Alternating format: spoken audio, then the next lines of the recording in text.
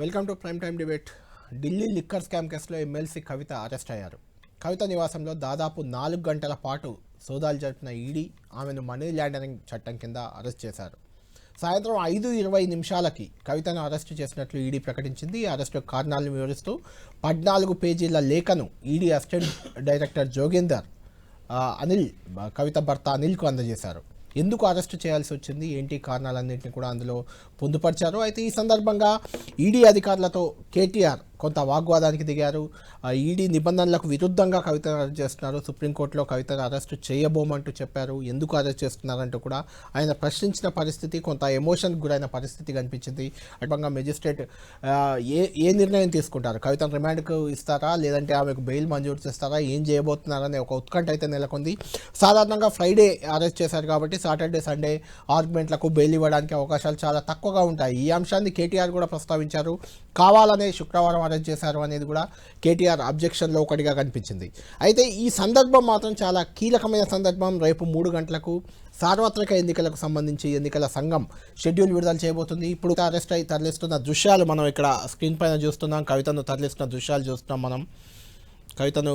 కవిత నివాసం నుంచి ఆమె పిడికిలి బిగించి గతంలో కూడా ఇలానే అరెస్ట్ విచారణకు వెళ్తున్న సందర్భంగా కవిత ఎలాంటి హావభావాలు ప్రదర్శించారో ఇప్పుడు కూడా అలానే ప్రదర్శించారు. అలా ప్రదర్శిస్తూ వెహికల్లో తీసుకెళ్లారు. కవితను వాహనం వరకు కూడా కవితతో పాటు మాజీ మంత్రులిద్దరు కూడా హరీష్ రావు, కేటీఆర్ కుటుంబ సభ్యులు కూడా వాళ్ళిద్దరు కవితతో పాటే అక్కడ ఉన్నారు. కవిత భర్త అనిల్ కూడా మనకు ఫ్రేమ్లో కనిపిస్తున్నారు, కేటీఆర్ కనిపిస్తున్నారు కవితతో పాటు. కేటీఆర్, అనిల్, అదేవిధంగా హరీష్ రావు కూడా మనకు పక్కనే ఉన్నారు. కవిత అరెస్ట్ చేసి తీసుకెళ్తున్నారు. అయితే కవితను అరెస్ట్ చేసి తీసుకెళ్తున్న సందర్భంగా గతంలో కవిత చేసిన ఒక వ్యాఖ్యలు, కవిత చేసిన మాటలు చాలా ఇంట్రెస్టింగ్ ఫ్యాక్టర్గా కనిపిస్తున్నాయి. ఒకసారి గతంలో కవిత ఏమంది ఒకసారి చూద్దాం. ఏ రాష్ట్రంలో ఎప్పుడు ఎన్నిక జరిగినా కూడా మోడీ వచ్చే కన్నా ముందు ఆ రాష్ట్రానికి ఈడీ పోవడం కూడా మనం గమనిస్తున్నాం. కొత్త విషయం కాదు. ఈ దేశంలో ప్రజలు గత కొన్ని సంవత్సరాలుగా ఇది గుర్తిస్తూనే ఉన్నారు. ఇవాళ మోడీ కన్నా ముందు ఈడీ వచ్చింది తెలంగాణకు. నాగేశ్వర్ గారు, ఇప్పుడు కవిత చేసిన వ్యాఖ్యలు ఎప్పుడో గతంలో మాట్లాడినవి. రాజకీయంగా పరిణామాల విశ్లేషణలో రాజకీయ సందర్భం మీరు ప్రస్తావించారు. రేపు 3 గంటలకు అంటే 16వ తేదీ 3 గంటలకు సార్వత్రిక జనరల్ ఎలక్షన్ నోటిఫికేషన్ షెడ్యూల్ విడుదలవుతుంది. 15వ తారీఖు 5:20 కవిత అరెస్ట్ అయ్యారు. ఆ 15వ తారీఖు 7:30 మధ్యంలో నరేంద్ర మోడీ రోడ్ షో ముగుస్తోంది. మోడీ ఈ రాత్రి హైదరాబాద్ ముగిసింది. హైదరాబాద్ లో రాత్రి బస చేసి రేపు మరో సభలో కూడా నాగర్ కర్నూలు సభలో కూడా పాల్గొనబోతున్నారు. సరిగ్గా కాంగ్రెస్ గవర్నమెంట్ వచ్చి కూడా 100 రోజులు అయింది అనుకుంటున్నారు. ఈ రోజే 100 రోజు. అంటే 100 రోజుల్లో 6 గ్యారంటీలు అమలు చేస్తామని కాంగ్రెస్ చెప్పింది. ఆ గ్యారంటీల్లో 5 అమలు చేసామన్నారు, ఒకటి మిగిలింది అన్నారు. ఇప్పుడు ఆ గ్యారంటీ కాక ఈ గ్యారంటీ బీజేపీ అమలు చేసింది. సో ఇది 3వ కాంటెక్స్ట్. ఇది నాగేశ్వర్ గారు, దీన్ని బీజేపీ గ్యారంటీ అని కూడా మనం అనొచ్చు. ఎందుకు అనొచ్చు, బీజేపీ గ్యారంటీ ఎందుకు అనొచ్చు అంటే చాలా మంది బీజేపీ నేతలు, మీకు గుర్తుండే ఉంటుంది, చాలా సందర్భాల్లో కవిత అరెస్ట్ పక్కా అని చెప్తూ వచ్చారు. అరెస్ట్ పక్కా అని చెప్తూ రావడమే కాదు, గది ఉందని చెప్పడమే కాదు, బీజేపీ జాతీయ కార్యవర్గ సమావేశం జరిగితే 119 నియోజకవర్గాలకు ఎగ్జిక్యూటివ్ కమిటీ మెంబర్లను బీజేపీ అధిష్టానం పంపింది. పంపి వాళ్ళు రిటర్న్ చేయమని రిపోర్ట్ ఇచ్చారు. మమ్మల్ని ఎక్కడికి పోయినా 2 ప్రశ్నలు అడుగుతున్నారు. మొదటి ప్రశ్న బండి సంజయ్ ఎందుకు మార్చారు, రెండవ ప్రశ్న కవితను ఎందుకు అరెస్ట్ చేయలేదు. సో ఈ మోడీకా గ్యారంటీ లాగా ఇప్పుడు ఆ మోడీకా క్వశ్చన్ అయ్యావు. ఆ 2 క్వశ్చన్లు ఎవరికి అర్థం కాని క్వశ్చన్. ఇప్పటికీ కూడా బీజేపీ ఓటర్లు, తెలంగాణ ప్రజలు, బీజేపీ నాయకులకు కూడా ఇదే. వాళ్ళకి ఇంతరికి ఇప్పుడు కూడా బీజేపీలో ఒక పెద్ద వర్గ అనుమానం ఏంటంటే మాకు కేసీఆర్తో ఏమైనా ఒప్పందం. నిన్న ఒక పెద్ద నాయకుడు అంటున్నారు, సార్ మాకు నాకు అర్థమైతే సార్, మాకు నిజంగానే పొత్తుందా, అండర్స్టాండింగ్ ఉందా, ఎందుకంటే ఎందుకు పెడుతున్నారు, ఎవరిని అభ్యర్థులుగా పెడుతున్నారు, ఇవన్నీ చూస్తుంటే మాకు డౌట్లు వస్తున్నాయి. సో ఎవరిని ఎక్కడ ఎందుకు అభ్యర్థులుగా పెడుతున్నారో అర్థం కావడం లేదు అనే అటువంటి అనుమానాన్ని వ్యక్తం చేస్తున్నారు. సో అంత భయంకరంగా డౌట్ ఉంది. అంటే కేసీఆర్కు బీజేపీకి మధ్య ఏదో అనుబంధం ఉంది అనేటువంటి ఆ అనుమానం ఉన్న నేపథ్యంలో ఇంకో మార్గం లేదు. బీజేపీ రాష్ట్రంలో పెరగాలి అంటే కవితను అరెస్ట్ చేయాల్సిందే. బీఆర్ఎస్తో సంబంధం లేదు అని జనాన్ని ఒప్పించాలి అంటే కవితను అరెస్ట్ చేయాలనే వాతావరణం వచ్చేసింది. అందుకే నేను బీజేపీ బీఆర్ఎస్ ఉంటే పొత్తుంటుంది, లేకపోతే కవిత అరెస్ట్ అవుతారని చాలా రోజుల ముందు చెప్పాను. నాకేం జ్యోతిష్యం రాదు, ఈడీ నాకేం చెప్పలేదు. కానీ పొలిటికల్ కాంటెక్స్ట్ క్లియర్గా అర్థమవుతుంది. కవిత అరెస్ట్ అనేది దాని లీగల్ కేసు, లీగాలిటీ అవన్నీ పక్కకు పెడితే it is directly related to the political question. BJP BRS సంబంధాలు, బీఆర్ఎస్ పట్ల బీజేపీ వైఖరి ఏంటి, ఏమి జనానికి చెప్పదలుచుకున్న దాంతో క్లియర్ లింక్ ఉన్న అంశం కనుక షెడ్యూల్ వచ్చే ముందు, ఎలక్షన్స్ ముందు అరెస్ట్ చేశారు. నా నమ్మకం బెయిల్ కూడా రాదు. ఎందుకంటే ఈడీ కేసులకు నార్మల్ రూల్ వర్తించదు. ఇప్పుడు jail is bail is the rule, jail is an exception అన్నది సుప్రీంకోర్టు తీర్పు. అయితే ఈడీ కేసులకు అది వర్తించదు. అందువల్ల మోస్ట్ ప్రాబబ్లీ ఆమెకు బెయిల్ రాదు. వచ్చే అవకాశం లేదు. ఎలక్షన్లు అయ్యేంత వరకు కూడా జైల్లోనే ఉంటుంది. ఈ అంశాన్ని పెద్ద ఎత్తున పొలిటికల్ గా బీజేపీ జనాలకు తీసుకెళ్తుంది. మేము అవినీతి పైన తిరగ పోరాడుతున్నామని చెప్పడానికి, కేసీఆర్ కుటుంబం సంగతి తెలుస్తామని, ఇంకా బీఆర్ఎస్ నేతలు మరికొంతమందిని ఆకర్షించి బీఆర్ఎస్ ను మరింతగా వీకెండ్ చేసి ఆ స్పేస్ ఆక్రమించాలి అన్నది బీజేపీ వ్యూహం. ఆ వ్యూహంలో ఒక కీలక భాగమే కవిత అరెస్ట్. ఇప్పుడు కవిత మీరు అన్నట్టు బెయిల్ రాదు అనేది వాస్తవమే. ఇందులో పిఎంఎల్ఏ 2 సెక్షన్లు మెన్షన్ చేశారు. ఇందులో ఒకటి సెక్షన్ 3 ఆఫ్ పిఎంఎల్ఏ 2002 దాని కింద మనీ లాండరింగ్ యాక్ట్ కింద పెట్టారు. Punishable under section 4 of PMLA 2002. ఈ 4 ఆఫ్ పిఎంఎల్ఏ అనేది చాలా సీరియస్ సెక్షన్గా కనిపిస్తుంది. కనీసం 3 సంవత్సరాలకు తగ్గకుండా జైలు శిక్ష ఉంది ఇందులో. అది 7 సంవత్సరాల వరకు కూడా వెళ్ళొచ్చు. అది వెళ్తే ఈవెన్ డిస్క్వాలిఫికేషన్ రైట్. అవును, 2 ఏళ్ళు దాటితే మీకు డిస్క్వాలిఫై అయిపోతుంది. అవును, రాహుల్ గాంధీ డిఫెమేషన్ కేసులో మనం చూసాం. అవును, క్రిమినల్ డిఫెమేషన్ కేసులో హైయెస్ట్ పనిష్మెంట్ 2 years. అవును, డిస్క్వాలిఫికేషన్ కు మినిమం పనిష్మెంట్ 2 years. అందువల్ల ఒకవేళ అంటే ఇది ఇంత తొందరగా తేలదు. అప్పటి వరకు ఆమె ఇప్పుడే ఎంపీ ఎలక్షన్ పోటీ చేయట్లేదు. బహుశా ఎమ్మెల్సీ టర్మ్ అయిపోయే వరకు కూడా వస్తూ రాదు. అయినా ఈ కేసులు అల్టిమేట్ గా ఈడీ కేసుల్లో conviction rate very very negligible. So ultimate గా ఏమవుతుందని కాదు, ప్రాసెస్ ఈజ్ ద పనిష్మెంట్. ప్రాసెస్లో రాజకీయంగా ఎవరికి ఎంత లాభం అనేది తప్ప పెద్దగా కవితను వెంటనే ఏదో జైలు జీవితం, కఠినమైన కారాగార జీవితం అలాంటివి ఏమి ఉంటాయని అనుకోను. అల్టిమేట్గా ఇది ప్రూవ్ అయ్యేది ఎంతవరకు అవుతుంది, నిజంగా ఎవరికి ఎంత శిక్ష పడుతుంది అనేది ఒక డైమెన్షన్.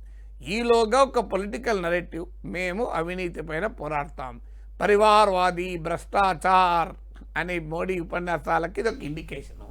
సో మేము అరెస్ట్ ఎవరిని ఊరుకోము. ఎందుకంటే ఇంతవరకు పరివారవాద్, భ్రష్టాచార్ అంటున్నారు. కేసీఆర్ కుటుంబం పైన ఏం పెట్టారనేది క్వశ్చన్. సో కేసీఆర్ కుటుంబం పైన మేము చాలా గట్టిగా ఉన్నాం అని చెప్పడానికి ఉపయోగపడుతుంది. ఎందుకంటే ఈ నిన్నక మన మోడీ ఒక స్టేట్మెంట్ ఇచ్చారు మీకు తెలంగాణ వచ్చినప్పుడే, కాళేశ్వరం పైన ఎందుకు చర్య తీసుకుంటలేరు అంటూ కాంగ్రెస్ ప్రభుత్వాన్ని ప్రశ్నించారు. కాళేశ్వరంలో కాంగ్రెస్ అండ్ బీజేపీ కలిసి ఉంది అని కూడా చెప్తున్నారు. ఒక రకంగా కాంగ్రెస్ వర్సెస్ కేసీఆర్ ఉన్న అసెంబ్లీ ఎన్నికలతో మొదలై ఇప్పటికీ కూడా కొనసాగుతున్న పాలిటిక్స్ను బీజేపీ వర్సెస్ బీఆర్ఎస్గా తీసుకొచ్చి కాంగ్రెస్ పార్టీని మార్జినలైజ్ చేసి బీజేపీ బీఆర్ఎస్ వ్యతిరేక సెంటిమెంట్ను, కేసీఆర్ వ్యతిరేక సెంటిమెంట్ను ఉపయోగించుకొని ద కాస్ట్ ఆఫ్ బీఆర్ఎస్ బాగా బలపడటానికి బీజేపీ చేసిన రాజకీయ వ్యూహం ఇది. అయితే నాగేశ్వర్ గారు, ఇప్పుడు కవితను అరెస్ట్ చేసిన సందర్భంగా బీజేపీ ఖచ్చితంగా మాకు సంబంధం లేదు, ఆ సంస్థలు అవి కేంద్ర దర్యాప్తు సంస్థలు, వాటికి ఏ సాక్ష్యాలు ఉన్నాయో వాళ్ళు తీసుకెళ్తారు, అరెస్ట్ చేస్తారు, విచారణ చేస్తారు, కేంద్ర ప్రభుత్వానికి కానీ బీజేపీకి కానీ సంబంధం లేదని చెప్తారు వాళ్ళు.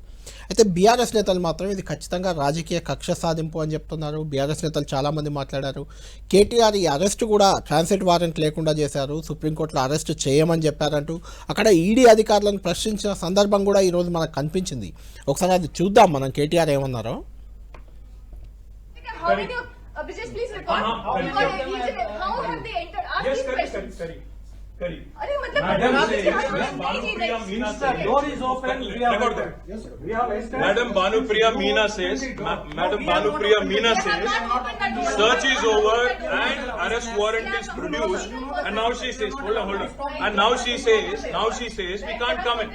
Family cannot come in.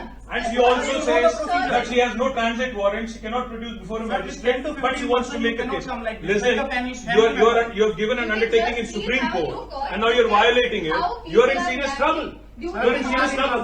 You have the legal remedy always available. I'm telling you, you have come here. Right Nageswar గారు అనుమతి లేకుండా ఎలా లోపలికి వస్తారని అక్కడ ఈడీ అధికారులు కేటీఆర్ ప్రశ్నించారు. కేటీఆర్ కూడా అంతే ఘాటుగా రియాక్ట్ అయ్యారు. ట్రాన్సిట్ వారెంట్ లేకుండా ఎలా వచ్చారు, సుప్రీంకోర్టుకు మీరు ఇచ్చారు పర్మిషన్, మేము అరెస్ట్ చేయమని చెప్పారు, ఎలా అరెస్ట్ చేస్తారని. అంతేకాకుండా అరెస్ట్ పూర్తయిందని నోటీస్ ఇచ్చిన తర్వాత కుటుంబ సభ్యులను లోపలికి ఇంట్లోకి ఎందుకు రానివ్వరంటూ కూడా ఆయన కొంత అక్కడ ఈడీకి బీఆర్ఎస్కి మధ్య కూడా కొంత బీఆర్ఎస్ నేతలు ధర్నాలు ఆందోళనలు కూడా చేశారు అక్కడ మోడీకి వ్యతిరేకంగా. ఇది పబ్లిక్ పోస్ట్ టెక్నికాలిటీస్ ఎలా ఉన్నా అల్టిమేట్ గా ED officers are in serious trouble they can go to Supreme Court. అది వాళ్ళు ఇప్పుడు అందులో మీరు చూపిన బయట లేదు కానీ ఈడీ అఫీషియల్ ఉన్నారు, you have all legal remedies అని. అవును, మీరు నేను చదివినంత మేరకైతే ఎన్డీటీవీలో చదివాను, బుధవారం వరకు మాత్రమే ఇంట్రాగేట్ చేయొద్దు అని సుప్రీంకోర్టు ఆర్డర్స్ అని. మళ్ళీ ట్యూస్డే రోజు విచారణ ఉంది. అందువల్ల ఆ టెక్నికాలిటీస్ ఈడీకి అరెస్ట్ చేయనన్నదా, ఏ కండిషన్స్లో అండర్టేకింగ్గా, అది మన వివరాల్లోకి మనం వెళ్ళడం వల్ల ఉపయోగం ఉంటుంది. టెక్నికాలిటీస్ కాదు, ఇది సింపుల్ పాలిటిక్స్. దాని కేసు దాని లోపల ఎన్నున్నా మనందరికీ తెలియదు ఏమున్నది. ఈడీ కేసులో 95% అపోజిషన్ లీడర్స్ పైన మనందరికి కళ్ళ ముందు కనబడుతున్నాం కదా. బీజేపీతో సన్నిహితంగా ఉంటే ఏ కేసులు కన్విక్షన్ రేట్ కూడా చాలా తక్కువ, కన్విక్షన్ రేట్ నెగ్లిజిబుల్. అవును.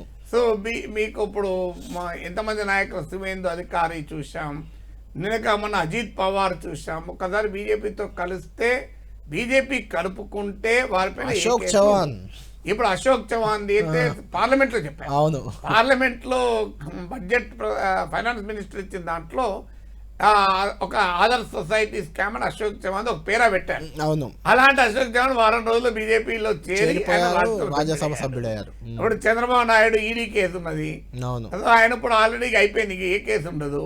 జగన్మోహన్ రెడ్డికి 10 ఏళ్లుగా ఏ కేసులు ఏ ముందుకెళ్ళా మన తెలవంది ఉన్నది. అజిత్ పవార్ పైన మోడీయే చెప్పాడు కదా 70,000 కోట్లు తిన్నాడు అని. అంటే నేషనలిస్ట్ కరప్షన్ పార్టీ అన్నారు కదా. ఒక చిన్న తేడా ఉంది, అంటే వాటికి ఇప్పుడు ఈ సందర్భానికి తేడా ఉంది. అదేంటంటే వాళ్ళందరినీ దారికి తెచ్చుకోవడానికి ఈడీని ప్రయోగించింది అనేది ఒక ఆరోపణ, నిజామాబద్ధం పక్కన పెడితే. కానీ ఇక్కడ బీఆర్ఎస్తో మాకు సంబంధం లేదు అని చెప్పుకోవడానికి కవిత అరెస్ట్ చేశారు అనేది. సో దారికి తెచ్చుకోవడానికి ఉండొచ్చు, భయపెట్టడానికి ఉండొచ్చు, బెదిరించడానికి ఉండొచ్చు. అల్టిమేట్గా తమ పొలిటికల్ నరేటివ్ను బిల్డ్ చేస్తానికి సో ఉండేటువంటి ఎత్తుగడిది. ఇక్కడ బీఆర్ఎస్తో బీజేపీకి సంబంధము ఉంది అన్న నరేటివ్ అసెంబ్లీ ఎన్నికలు బీజేపీ దెబ్బతీసింది.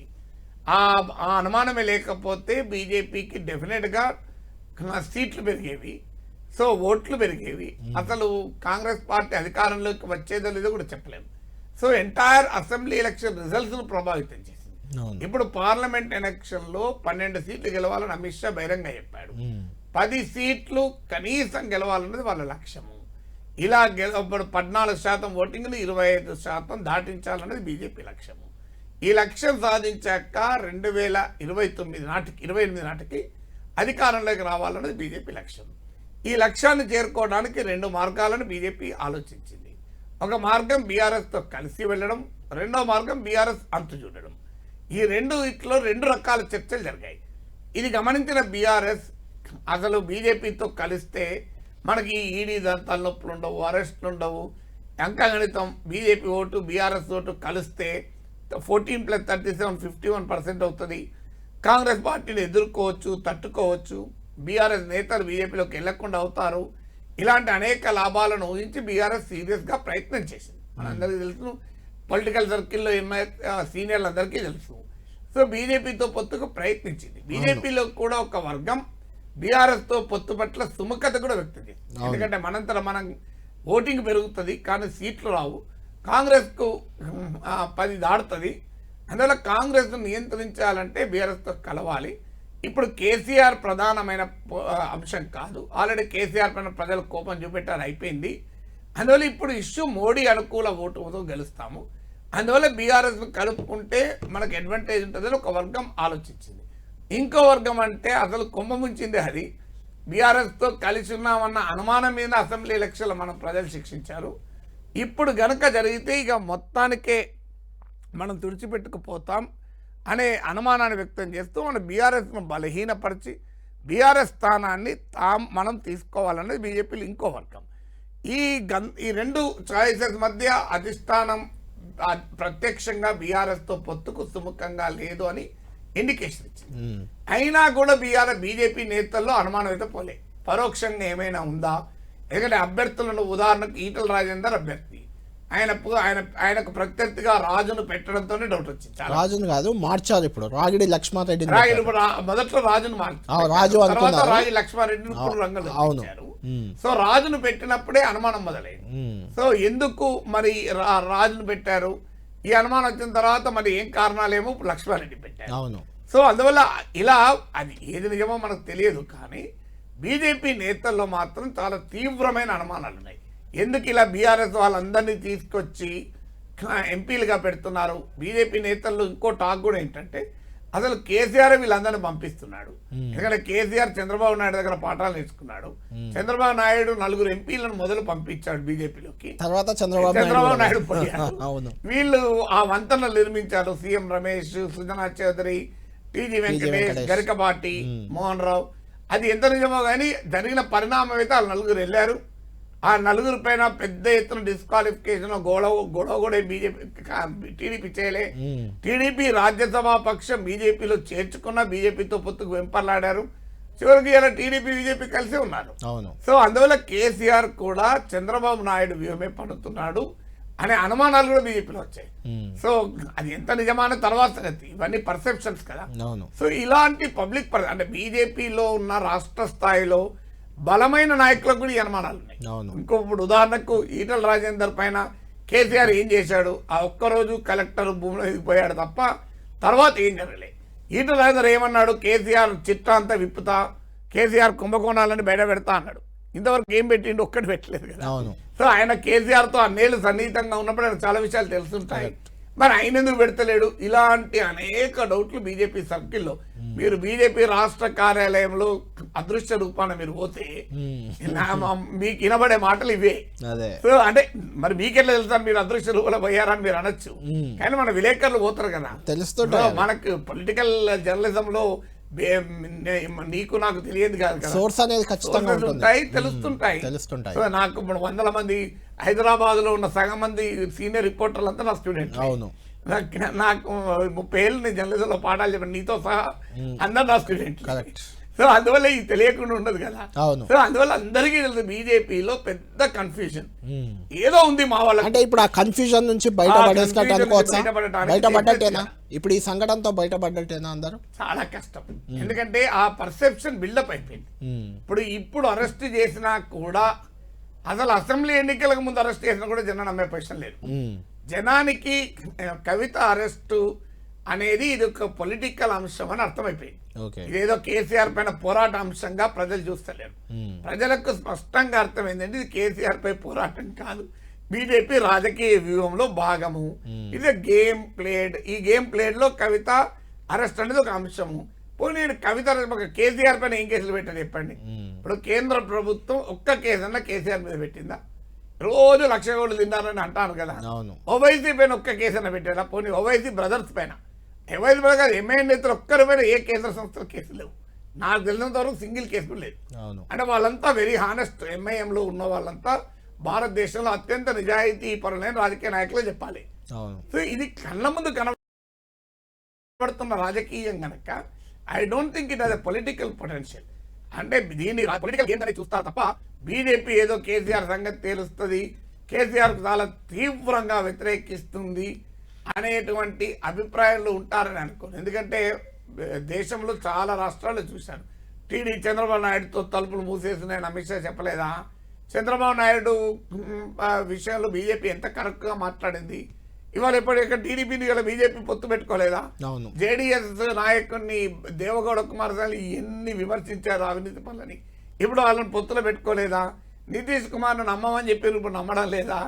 ఇంతమందిని చూసిన తర్వాత ప్రజలకు అర్థం కదా ఇదంతా పొలిటికల్ గేమ్లో భాగము అనేది ప్రజలు సీరియస్గా తీసుకుంటారని అనుకోండి. రైట్, మొత్తానికి కవిత అరెస్ట్ తర్వాత ఇప్పటికే బీఆర్ఎస్ పార్టీ నుంచి చాలామంది నేతలు పక్కచూపులు చేస్తున్నారు. ఈరోజు కూడా దానం నాగేందర్ ముఖ్యమంత్రి రేవంత్ రెడ్డి కలిశారు, అటు రంజిత్ రెడ్డి, మర్రి జనార్దన్ రెడ్డి, ఇలా చాలామంది నాయకులు కాంగ్రెస్ పార్టీలోకి వెళ్తారని ప్రచారం జరుగుతుంది.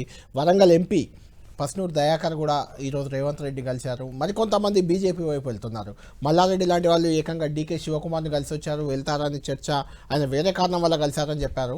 అయినప్పటికీ ఈ పరిణామాలు అంటే కవిత అరెస్ట్ తర్వాత బీఆర్ఎస్ నాయకుల్లో అధికారం లేదు కాబట్టి ఏదైనా జరుగుతుంది, ఏ పక్క నుంచి ఏమొస్తుందనే ఆందోళన ఏమైనా ఉంటుందా, వాళ్ళు పక్క చూపులు చూడడం ఇంకా పెరుగుతుందా? నరేశ్వర్ గారు, మొత్తానికి బీజేపీ బీఆర్ఎస్ ఒక్కటే అనే ప్రచారానికి తెరదింపేందుకు చేసిన ప్రయత్నంగా దీన్ని కోమటిరెడ్డి వెంకటరెడ్డి ఇంతకుముందే మంత్రి రియాక్ట్ అయ్యారు మాతో.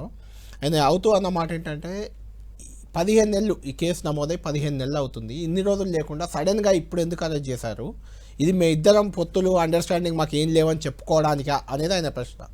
ఎందుకంటే రేవంత్ రెడ్డి చాలా కొన్ని రోజులుగా చెప్తున్నారు కూడా, ఈవెన్ నిన్న కాక మొన్న కూడా వీళ్ళు 9 సీట్లు వాళ్ళు 4 సీట్లు ప్రకటించారు అన్నాడు. వీళ్ళిద్దరి మధ్య అండర్స్టాండింగ్ ఉంది అనే నరేటివ్ ను కాంగ్రెస్ తీసుకెళ్ళగలిగింది. చాలా రోజుల నుంచి చేస్తుంది, అది అందువల్ల చేస్తుంది. ఈ అరెస్ట్ ద్వారా బీజేపీ చేయదలుచుకున్న పని ఏంటంటే బీజేపీకి బీఆర్ఎస్ కు సంబంధం లేదు అని చెప్పదలుచుకుంది.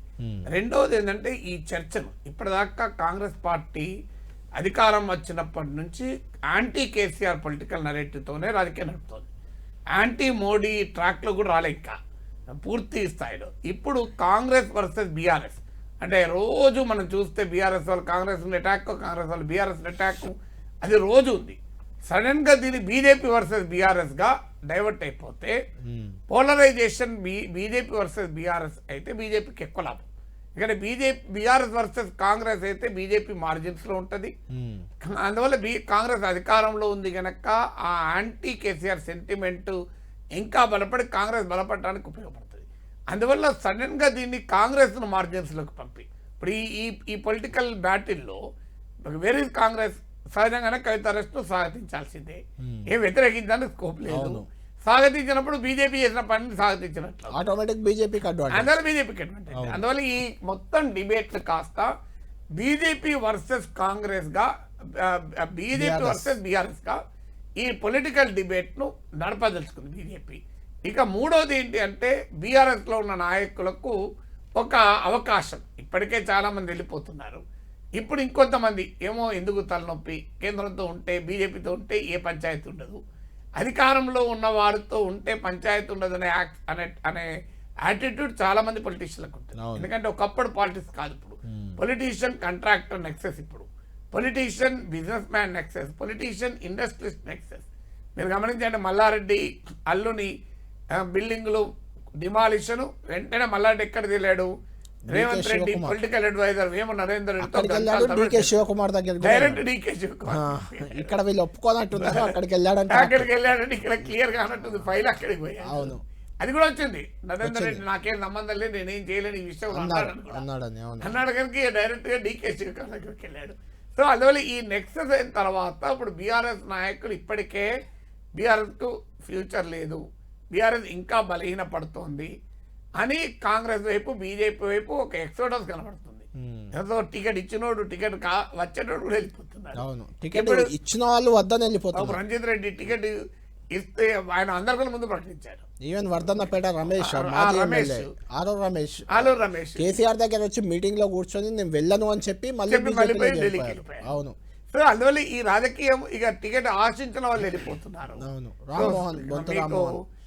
ఈ ధోరణి కనబడుతుంది. అంటే బీఆర్ఎస్ లో అంతకుముందు ఏమీ లేని వాళ్ళు బీఆర్ఎస్ వచ్చాక రాజకీయంగా అవకాశాలు పొందిన వాళ్ళు కూడా చేరుతున్నారు.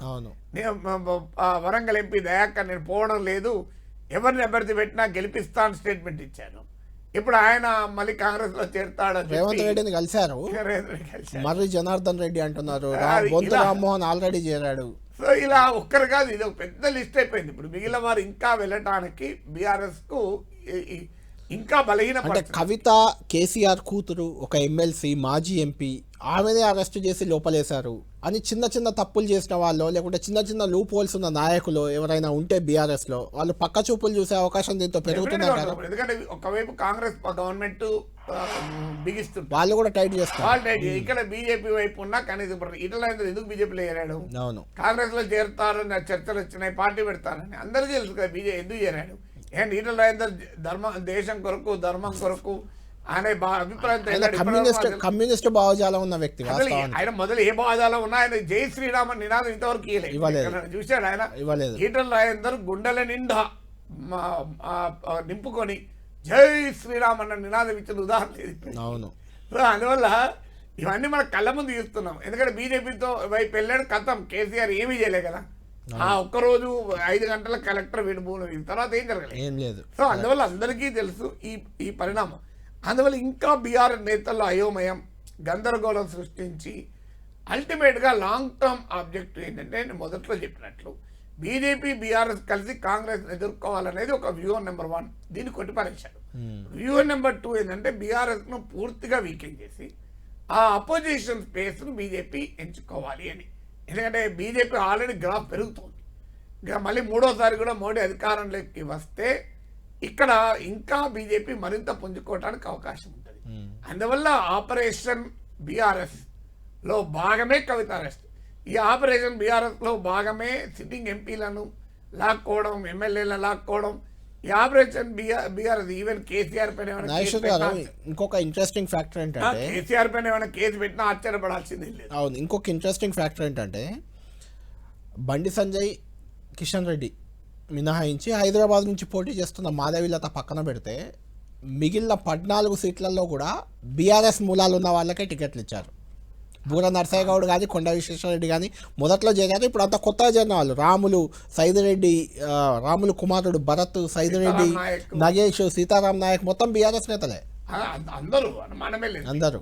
ఒక లేదంటే కాంగ్రెస్ మూలాలు డీకే అన్న లాంటివి అంతే. సో బీజేపీ మాధవీలతకు కూడా అసలు ఏ మూలాలు లేవు, ఏవి లేవు. ఆమెమి టికెట్ ఇచ్చాక చేరారు బీజేపీలో. తర్వాత ఆమెకు టికెట్ ఇచ్చినాక చేరారు. అవును. సో అందువల్ల మీరు లిస్టు తీసుకుని మీరు అన్నట్లు అక్కడి నుంచి మొదలైతే ఆదిలాబాద్ నగేష్ 10 మంది ఉన్నారు. ఆదిలాబాద్ నగేష్, మహబూబాబాద్ సీతారాం నాయక్ ఇంకా వెయిటింగ్ లో ఉన్నారు. మీకు ఆలూరు రమేష్ వీళ్ళందరూ బీఆర్ఎస్ వాళ్ళే. మొత్తం బీఆర్ఎస్ వాళ్ళంతా బీజేపీ అభ్యర్థులుగా వెళ్తున్నారు. అవును. ఇక్కడే బీజేపీ నేతలకు అనుమానం వచ్చేది, ఆ కేసీఆర్ తన తరఫున గెలవరు కనుక బీజేపీలో పంపిస్తాండా, పంపించుకొని గెలిపించుకుంటున్నారా అనే అనుమానం బీజేపీలో ఉండడానికి కారణం అది. రైట్ నాగేశ్వర్ గారు, ఫైనల్గా ఒక మాట, కేసీఆర్ అన్న ఫేమస్ డైలాగ్ ఒకటి మీకు గుర్తు చేస్తా. ఆయన ఒక ప్రెస్ మీట్లో మీకు గుర్తుండే ఉంటుంది. వాషింగ్ పౌడర్ నిర్మా అంటూ మొత్తం మంది అలా చేరిన వాళ్ళంతా పునీతులు అవుతున్నారు, ఈ కేసులు ఉన్న వాళ్ళంతా అని ఒక కేసీఆర్ కామెంట్ ఇది. అంటే ఇప్పుడు కవిత కూడా ఏమన్నా బీజేపీలో చేరే ప్రయత్నం చేస్తుందా, పునీతురాలు అవుతుందా, ఏం జరగబోతుంది? ఉండకపోవచ్చు, ఎందుకంటే ఆమెకు ఆ బీజేపీ కూడా యాక్సెప్ట్ చేయదు. ఎందుకంటే కవితకు మా సానుభూతి రావడం లేదు. కారణాలు ఏదైనా పొలిటికల్ గా మీరు గ్రౌండ్ పైన చూస్తే దానికి రీజన్స్ ఏదైనా కవిత అరెస్టుతో టీఆర్ఎస్ శ్రేణుల్లో కదలిక ఉంది తప్ప కూడా పెద్దగా లేదు. ఒకవేళ ఇంకా వేరే ఎవరైనా అరెస్ట్ అయితే రాష్ట్ర వ్యాప్తంగా ఆందోళనలు అయ్యాయి. అసలు అంటే స్పాంటేనియస్ గా జనంలో అయ్యో అరెస్ట్ చేశారు లేదు, అన్యాయంగా అరెస్ట్ చేశారు, ఈవెన్ మహిళల్లో కూడా లేదు, ఆ సింపతి సానుభూతి లేదు. దీనికి అనేక ఫ్యాక్టర్స్ ఉండొచ్చు. ఎందుకంటే ఈ మొత్తం election assembly elections KCR family centred గా జరిగిన ఎలక్షన్. అంటే కేసీఆర్ ఫ్యామిలీని ఓడించాలి అనే భావన ప్రజల్లో బలంగా కల్పించగలిగారు అంటే బీజేపీ కాంగ్రెస్. అల్టిమేట్ గా అది ఫ్యామిలీ చుట్టూ జరగడం కూడా ఒక ఫ్యాక్టర్. అందువల్ల కవిత అరెస్ట్ వల్ల బీఆర్ఎస్ కు పెద్ద సానుభూతి వచ్చే పొలిటికల్ గా. అందువల్ల బీఆర్ఎస్ ను ఆపరేషన్ బీఆర్ఎస్ ఇంకా రానున్నాయి కష్టాలు. ఇప్పటికిప్పుడు కవిత వెళ్ళి బీజేపీలో చేరరు, వాళ్ళు చేర్చుకోరు కూడా. ఆ ప్రయత్నం ముందే జరిగింది బీఆర్ఎస్ బీజేపీ పొత్తుకు. ఆ ప్రయత్నాన్ని నిరాకరించి వీళ్ళు కాబట్టి ఆపరేషన్ బీఆర్ఎస్ మొదలైంది. రైట్, థ్యాంక్ యూ నాగేశ్వర్ గారు. మొత్తానికి కవిత అరెస్ట్